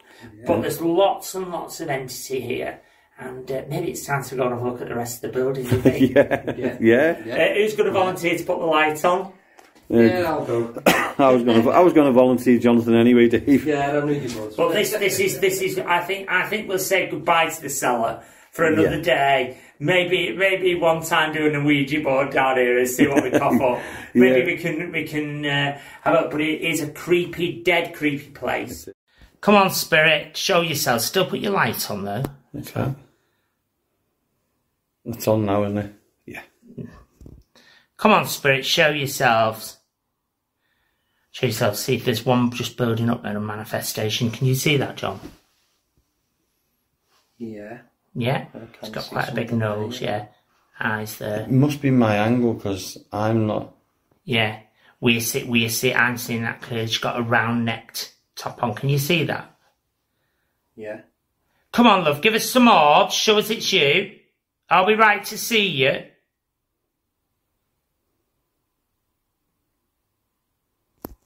Let's open it up more by doing that. So we've got more of a... Yeah. There's a man there with a moustache, white moustache. Bald with a white moustache there as well. Big thick moustache. Can you see that? Needs the night here. Does. That went dark then. Building up. Man with the moustache. There. Nose. White moustache and a white beard. Bald on the top there, hair around the back and sides. That wall would need the dark. Yeah. But you would get that completely. That's just the atmosphere of daylight. But you can see them starting to build up, manifest there. Actually, if you do a board there, an Ouija board, there, you'll see. Let's see if pendulum, you'll see. A bit mad, isn't it? It's a mad building, isn't it? It is, isn't it? It is. We still can't get our heads around the building. There's so much history in here. Is there? Yeah. Rooms have changed. We found information we didn't even know existed. Found a set of stairs we didn't even know were there. Oh, that's interesting. Mm. I've put my pendulum somewhere and I don't know what I've done with it. So we'll just... Oh, there it is. I just want to just see. It's like me with the keys out, isn't it? I know, right? Just see.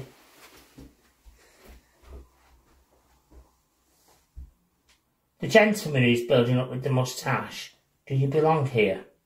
Spin the pendulum round. Yeah.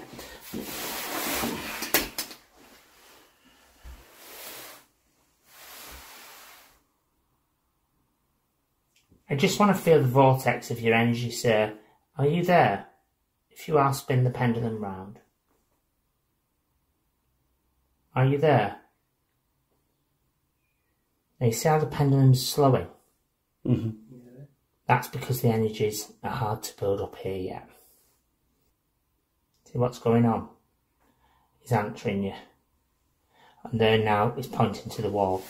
So you see what goes on is showing you. Yeah. And coming on the wall. The three rooms here are the least Active. But this room would be like the other one, but night. So we're in this room. This room feels extremely negative. There's a lot of energy build up in this room, and I'm going to say to you, I'll be very surprised if you don't get a lot of activity in this room. Is there any energy building up right yes. now? Yeah, loads of activity, loads of orbic activity. Yeah. There's lots of negativity here. Spirit's coming forward. I can feel spirit on both sides of me.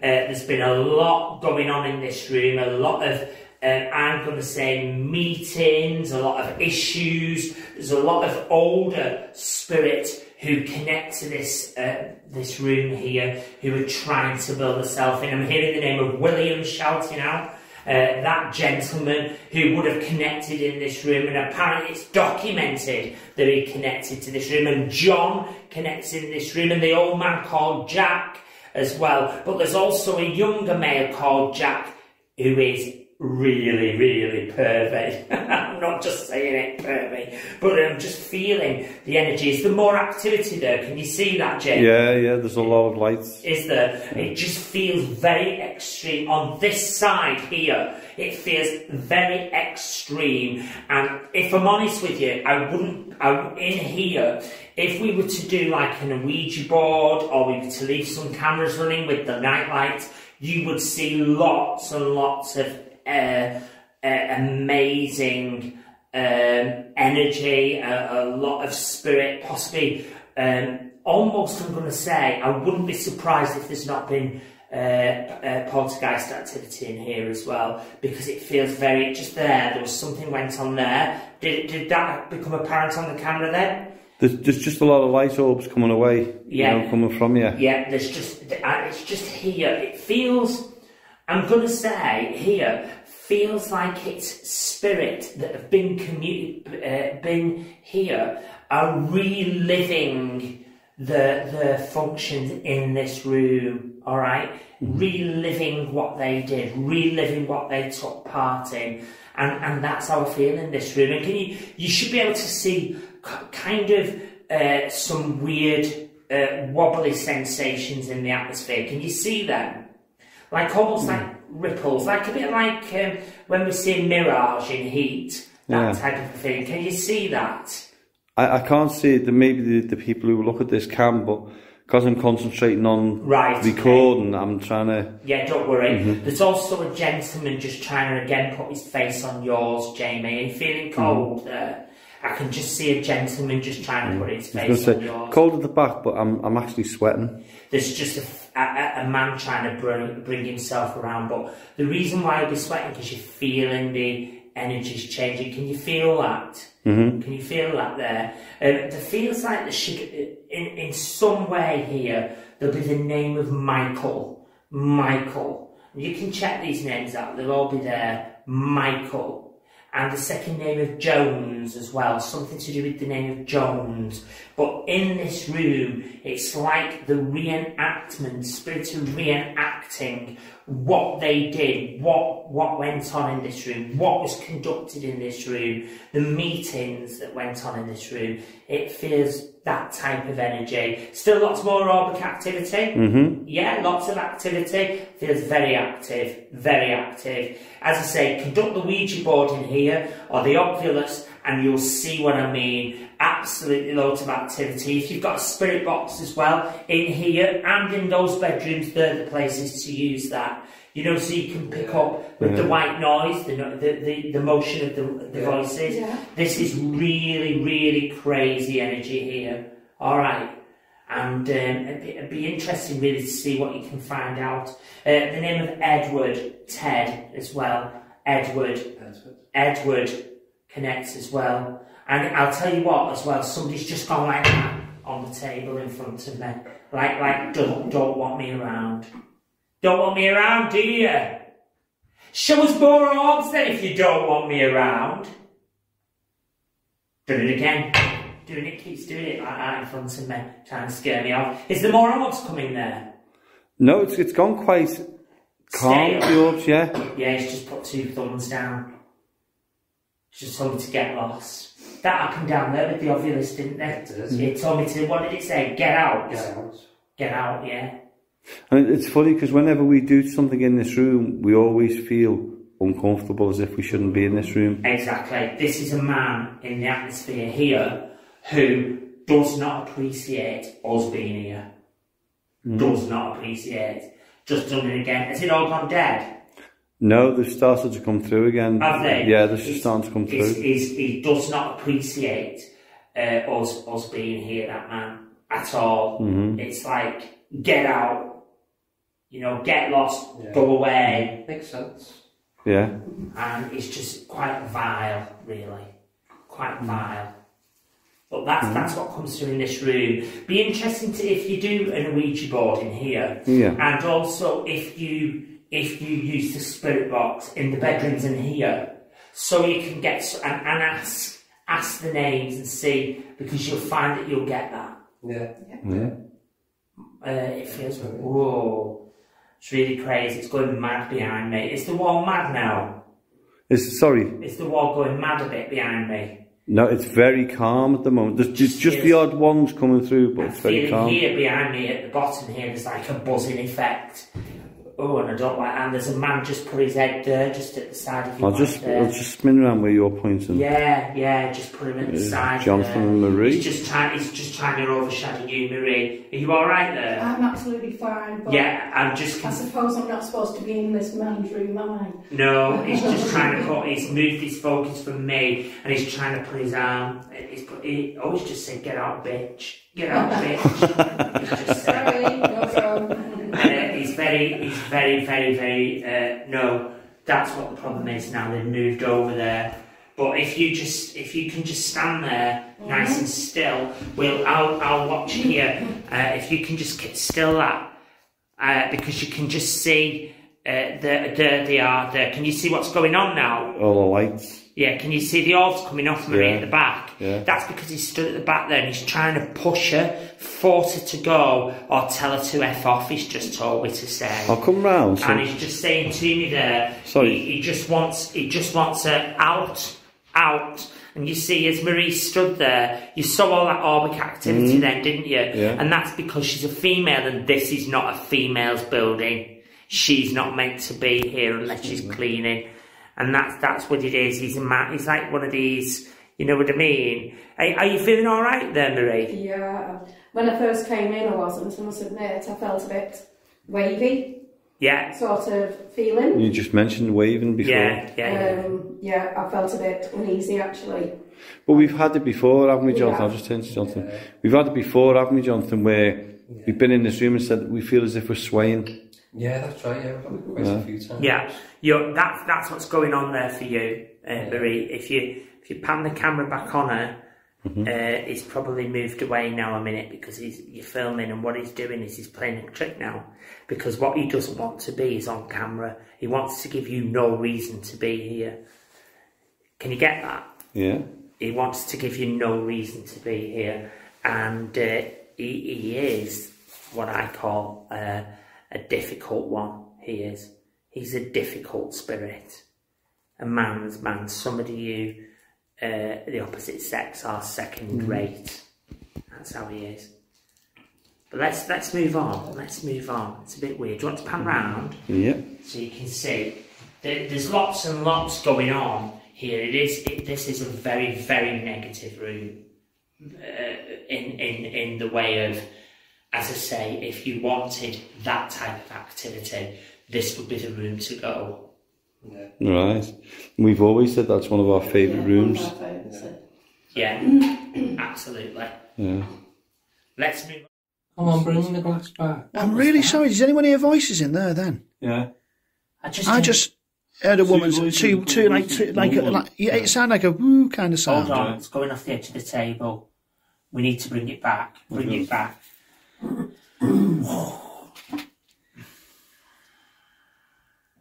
I wonder, is it because of this? Is it? Are you used to doing it on a table? Okay, we've got the first initial, GI, which is G. Is that GI. not GI? Is that GI? Could that not be GI like as in a soldier? A GI? Could be, but that's American, isn't it? GIs. A GI is, yeah, it's American, isn't it? Yeah. Is it? Yeah, GIs are American. Are you an American?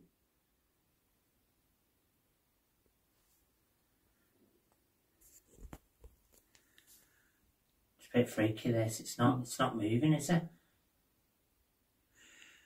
Can you move the glass to where you are? If you can't spell your name, move the glass to where you are. Ooh. Are you feeling a bit weird? I'm feeling pretty relaxed at the moment. I'm feeling cold, ice cold. It's cold. On my left.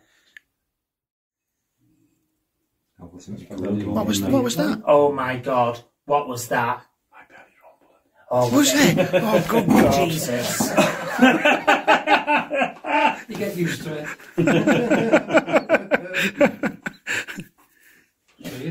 Right. It did. It just shut off. Then did we get that on camera? No, because we was both getting set up, ready for you to put that on. I seriously put everything on there properly. No, I know. No, I saw it flick forward. Actually, I was just filming just down there, and it didn't slide. It flicked over. Now? Did you see that? Yeah. E. What is going on? Sorry. Point to your initials. You've sent us a G, I, J, E. Give us something better. What is that? Something not right. So look into here. Is that? They skim usually very perfectly when we do this before. That's better, Yeah. Is it? Okay, if you're still here with us now and that's you pushing this board, can you move it to your first initial of your name again, please? Let us get it correct. We're not here to harm you. We just want to know who you are.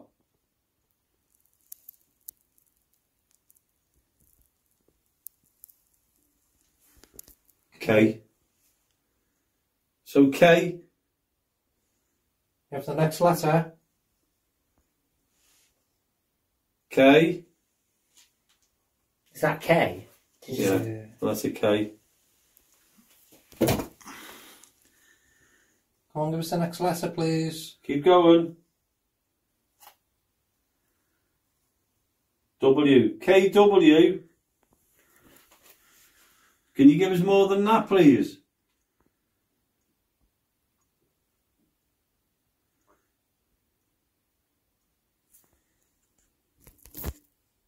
Oh. That rock then. There's something not right about that. I know the initials KW, but I want more. Do you? Yeah, I want more than KW if that's you. Do you? Yeah. I don't want to say yet. No, don't say. It feels like this planchette is sticking on this. Does it to you? Yeah. Try it upside down, because that's flat, isn't it? And that isn't. Let's try it. Still a bit. Something feels as if it's caught in Yeah, that it's rough Barry. there, look. Oh, it's your letter, yes.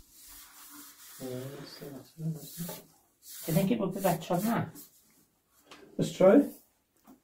That's the one what moved, wasn't it? That was freaky. I wonder, is it that board? A Ouija, was on a Ouija. Normally I use these and they're fine. Against there for you? Yeah. Yeah, I'll put it there like that. Is that alright there, like that? Anyway, I'm not bothered. Okay.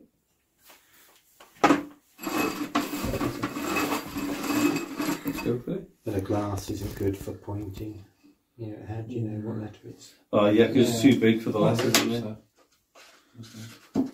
Try it the other way again, John.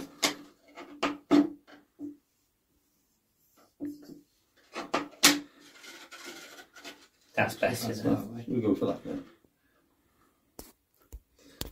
Okay, I'm going to ask if there's anybody here with us now. Who was KW?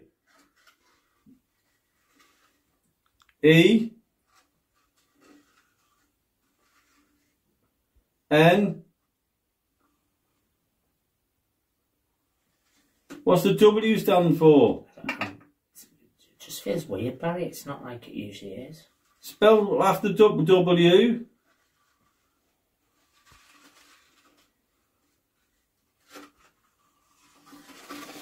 It's freaking out. Well, that was David Traynor and his unique way of showing us round Mill Street Barracks. And wasn't it just? I know. Do you know what? I mean, last week we interviewed him. Yeah. And he was brilliant in the interview. Yeah, it was. And we recorded, what we just heard of David Traynor, that we actually recorded that on the same night. Yeah. And he was brilliant. I mean, I've never seen anyone so positive. I know. And even to be around him, even when like you're feeling a bit down, he lifts you up. He really, gives you that lift, really and he's so enthusiastic about everything he does. Yeah. And have you ever watched one of his live feeds? Yeah, I was just going to say I've seen a few of his live feeds. I've watched them for a while now. Really, I didn't know, like, on and off. But they were say coming up on my news feed, and I'll go, oh, he's on there. And he's like that on his live feeds. Oh yeah. I was tired watching him. But it just brightens your day, though, doesn't it? It does. He's got that enthusiasm. Yeah. And it's funny because he's so lively. He's, well, come on, Orbs. Yeah. Come on, and all this. I know. And then there's Barry in the background. I know. And Barry is a lovely man. Nice, he's so pleasant and how calm he is. I don't know how we didn't hit that phone over David's head a few times. But you know what? I was watching one of his live feeds because I'll pump in, I'll jump in and see what they're like and that. Yeah, really. And even the trolls he had, the people who come in, they mouth off and try and upset them and that. He just brushed them to one side, and that's a lesson for anybody. Yeah, these trolls and these like weird people who go out there just to upset people. Yeah. I mean, David Traynor knew exactly how to handle it. Well, he kept the positivity going. And even when these people were coming on and making a few little comments and that, he acknowledged they were there, and he turned around and said, "You need to be a bit more positive. You need to do this." And do you know what? If I was one of them trolls, I'd be like that. Do you know what? I'm not getting anywhere here, see ya. Forget it. Yeah. And it was so professional the way he done it as well. Yeah, and to me, that's how you deal with these idiots. Yeah, well, that's it. And it happens in everything, doesn't it? Of course it does. Not just with it, like the say. I mean, I think you always see them on like the psychic medium lives and stuff I had a like troll. that. I had a really bad troll. Did you? Yeah. Huh. I mean, thankfully, I had a word with you, and you were okay after that. I know. Yeah. In fact, you're stalking me now. You're here every week. I see trolls every day. Yeah, but that's a mirror. I'm not speaking to you now. Oh, thank God for that. Lee Arnold, hurry up and get back here. God. He's not here tough. Speak to the doll on the desk. What's all that about, Jamie?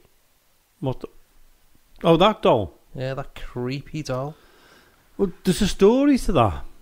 Mm. I went to a market called Earlstown Market a few years back. Oh, yeah. I like Earlstown. Yeah, it's brilliant. You can get some quite, what do you call them, bargains. Yeah. And this fellow was selling a load of those. We'll take a photograph and the listeners can see what we're talking about. Yeah. And what's the name? This fellow was selling a load of them. And he'd go back to the 1920s, 1930s. I was going to say, it looks as old as you. Yeah. Less wrinkles as well.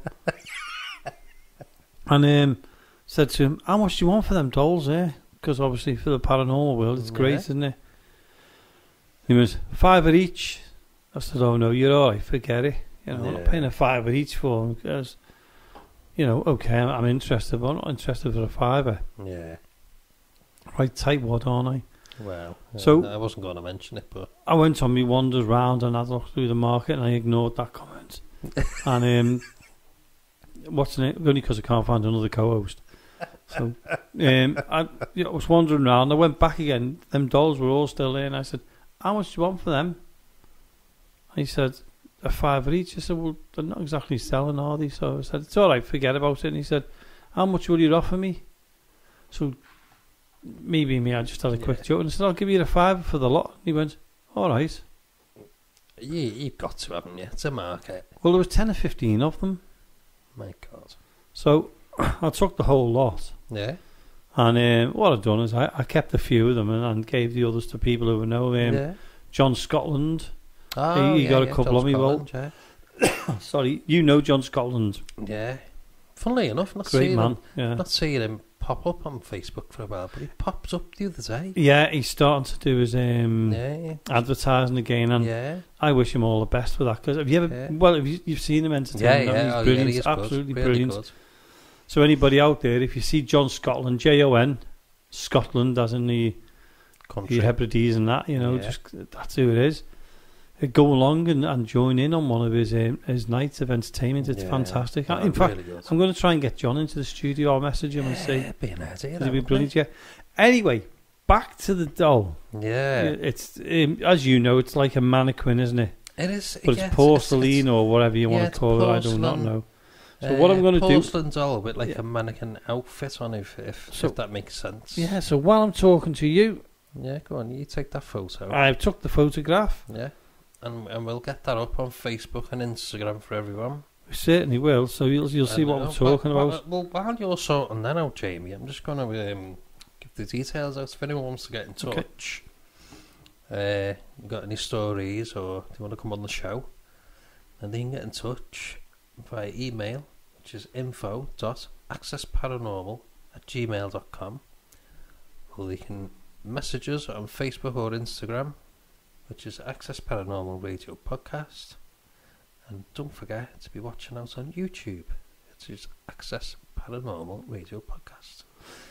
And we can also leave a message on the phone, and the number is 07828 201 056. And if you leave a message, we'll get back to you. And it's brilliant that. Thanks, Jonathan. And we'll do it the David Traynor way. Come on, give us a ring, send us a message. We'll get back to you. We'll get you on the show anytime. So come on, more negative, more positivity, not negativity. Sorry, David, I was just pinching your limelight a little bit there. So come on, everyone, share us, share Access Paranormal, share it now. Yeah. Get your friends joining in. Join on Facebook. Us here on Access Paranormal. That's it. We are full of entertainment. We are full of fun. I'm knackered. I know. Talking Instagram, we're nearly up to 900 followers now, Jamie. Are we? So we're going to be hitting 1,000 soon. Do we get paid after that? I hope so. Yeah, probably a penny. Not in it for the money. We're in it for the fun. No, it's only for the fun. Yeah, if we were in it for the money, we'd be sitting at home still, wouldn't we? Followers, though. Yeah, that's fantastic. So that's really good. So yeah, please, everybody who's listening to this, knock on your neighbours, go down the road, put our posters around, throw our adverts around. That's it. Follow us on Facebook on Access Paranormal Radio podcast page or the group. And if you've got any studies, you can throw them on there, as you said. So there you go. Enough advertising that we don't do enough advertising for our show, really, do we? No, we don't really, do we? So come on. Sorry, David. Yeah, but no. Do you know what? It's near the end of the show as well. We haven't spoken much. Thankfully for the listeners, that is. They probably have more grateful listening we'll to give you a break this week. But we'll be back. Yes, and with a vengeance. As normal, yeah. But it's been a busy night, to be honest with you, and that's why we've got a full show, and it's a fantastic show with Ray Arnold and David Traynor on it. So it's been really good with them on it. Yeah, and there's more to look forward to from David Traynor. So keep a listen out for that. And next week when we're back on, we'll be talking about YouTube, because we've missed it out this week, and hopefully Lee Arnold will be with us. I know, yeah. Should I pre-warn him? Should I send him a message and say, you better be watching YouTube at least one night this week? Yeah. Or should I just or should we just leave him? Do you know what? We can't be wicked. I think he's... Do you know what? He's the most gentlest person you could meet. He's the most honest person you could meet as well. Really nice lad. I know we have a little bit of fun with him. I know. He loves it. He loves it. Yeah, and he loves the paranormal world with us, doesn't he? And I know he's been really busy in work. I know that. Yeah, he always is. He's a hard worker. So is Leanne. Yeah. But what we'll do is next week we'll talk about YouTube. Yeah. We will have new interviews on next week as well. Yeah. We might have a mini invest on. Could do. Possibility. Yeah. Yeah. We'll talk about anything, and if you've got a subject you want us to talk about, let us know. Yeah, let us know. We'd love to hear from you. We want to hear from you, to be honest with you. Yeah. And that's what we want. We want you to join in. We want you to be part of the show. Yeah, that's right. Because that's what it's all about. You know, if it wasn't for you listeners, we wouldn't be sitting. Well, we would be sitting here. Well, yeah, we probably would. Yeah. At least we'd have 2 listeners. It's only because we. It's only because we give our partners a bit of peace from doing this. Isn't it? That's why they love peace it. And quiet. So anyway, Jonathan, it's the end of the show, and again, I'd like to thank Ray Arnold over in Massachusetts there for coming on the show. That was brilliant. Yeah. And also, again, for the second week in a row, I'd like to thank David Traynor of davidtraynor.com for joining us here at Mill Street Barracks. Yeah. So hope you can all listen in next week. So for myself and Jonathan, we'll see you all next week. Good night. Good night.